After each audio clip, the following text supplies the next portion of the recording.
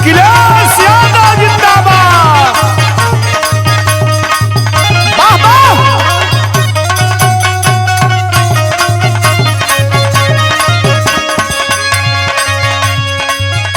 अच्छा भैया, विधानसभा 325 सुरक्षित खजनी से समाजवादी पार्टी के भावी विधायक पद के प्रत्याशी हैं राजू प्रसाद जी।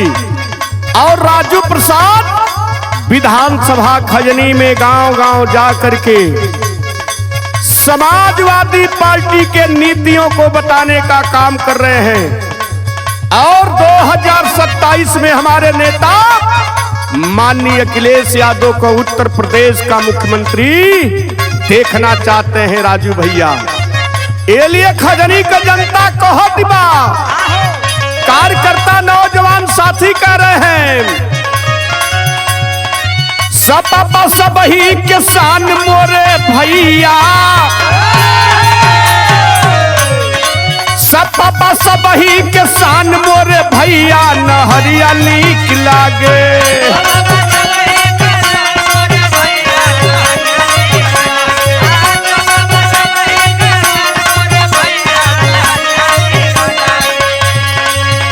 अरे राजू प्रसाद नौजवान मोरे भैया खजनी में सबसे आगे।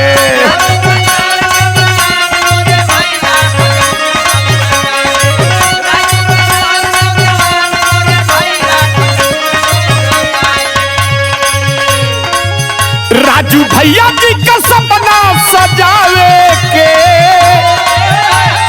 खजनी का जनता कहत बा गोरखपुर विधानसभा 325 खजनी का जनता कहत है राजू भैया जी का सपना सजावे के हुए बाबा साहब वाहिनी के राष्ट्रीय सचिव इनके विधायक बनावे के।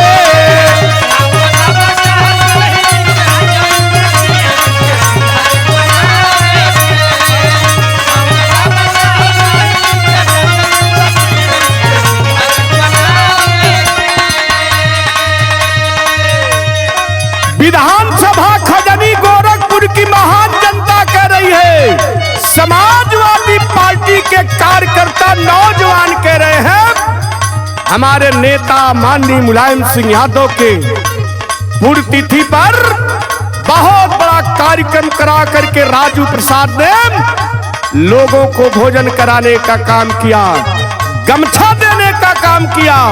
इसलिए खजनी की जनता कह रही है सब लोग देखी परिवर्तन समैया के।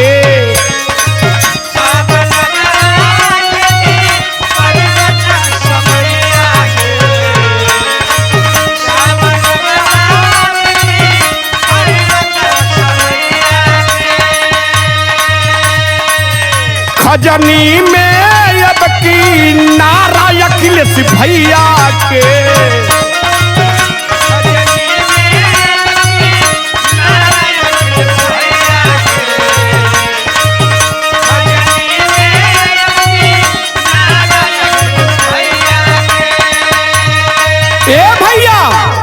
खजनी की महान जनता कह रही है समाजवादी पार्टी इस विधानसभा से 20 साल हो गया लेकिन अभी समाजवादी पार्टी का प्रत्याशी नहीं जीता है। लेकिन 2027 में हमारे नेता राजू प्रसाद के नेतृत्व में हम लोग समाजवादी पार्टी विधानसभा खजनी जीतने का काम करेंगे।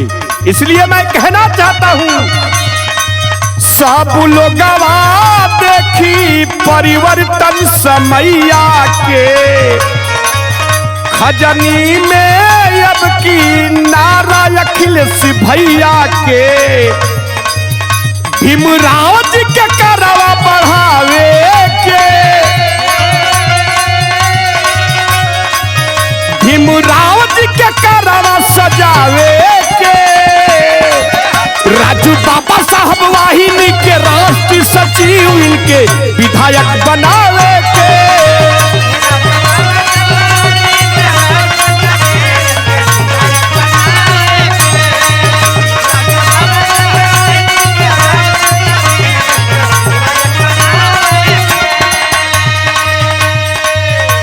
बारी खजनी का जनता कहत बा उत्तर प्रदेश का है जनता कहत यो। परवीन भाई सुना है एक लाइन हमारे कवि मानी संतोष यादव जी लिख रहे हैं क्या? ओट चोरवन से जमाना कोरी भजनी हो,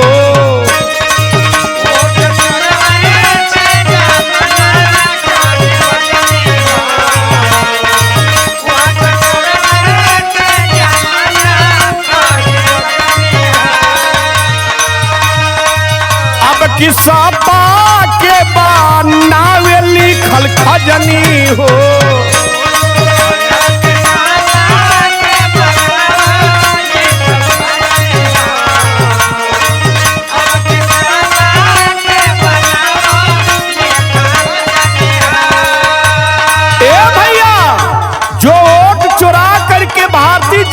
पार्टी पूरे देश या प्रदेश में राज कर रही है। उत्तर प्रदेश और खजनी की जनता कह रही है, गोरखपुर की जनता कह रही है क्या? ओट चोरवन से जमाना करी बजनी हो, अब किस्सा के बनावे लिखल खजनी हो। ताकत रनवा में लड़ के दिखावे के, नवा में लड़ के दिखावे के। राजू बाबा साहब वाहिनी के राष्ट्रीय सचिव इनके विधायक बनावे के।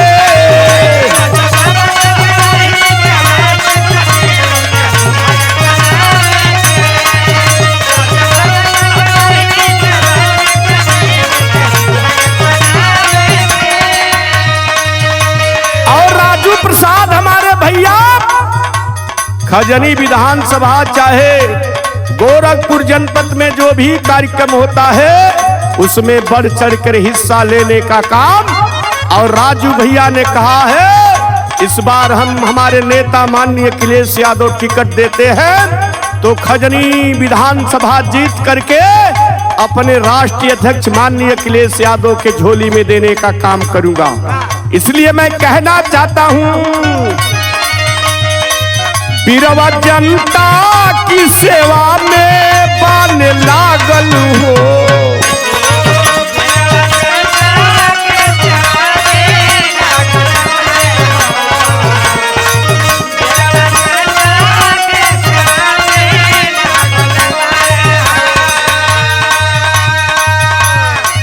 दुख दर्द में ई सादा जाले भागल हो।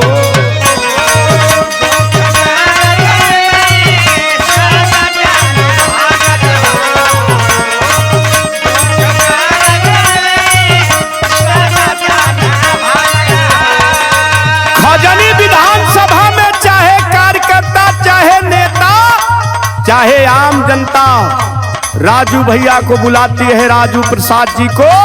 सबके सुख दुख में रात दिन चलने का काम हमारे बड़े भैया राजू प्रसाद जी करते हैं। इसलिए मैं कहना चाहता हूं बीरवा जनता के सेवा में बाने लागल हो। दुख दर्द में ई सादा जाले भागल हो।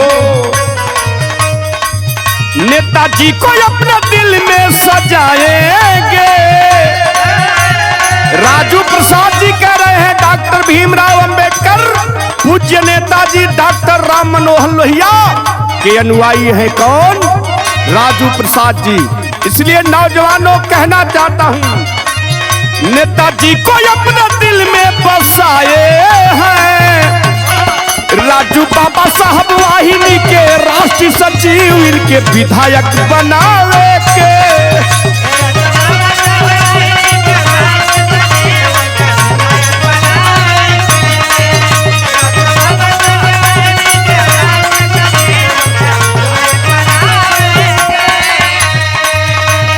लिए हम लास्ट लाइन में कहल चाहत हई खजनी 325 की महान जनता इस बार समाजवादी पार्टी के राष्ट्रीय अध्यक्ष माननीय अखिलेश यादव के हाथों में खजनी जीत कर देने का आप काम करेंगे। तो गोरखपुर का मान सम्मान बढ़ेगा, नौजवान कार्यकर्ताओं का, हमारे नेता का सम्मान बढ़ेगा।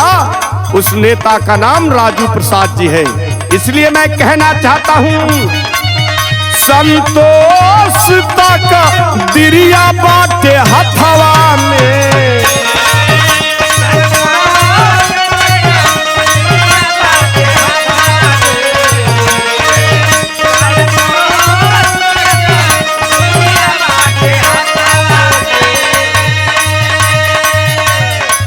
जनता कहती बाटे तजवा बाधब मथवा पे,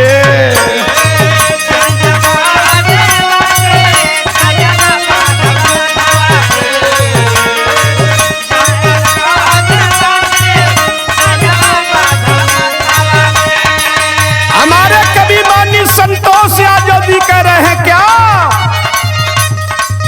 संतोष तक दिरिया बाटे हथवा में, जनता कहती बाटे तजवा बाधब मथवा पे, हरि केस गीतिया कितना का गाएंगे, हरि केस गीतिया कितना का गाएंगे, बाबा साहब राजू बाबा साहब वाहिनी के राष्ट्रीय सचिव इनके विधायक बनावे के,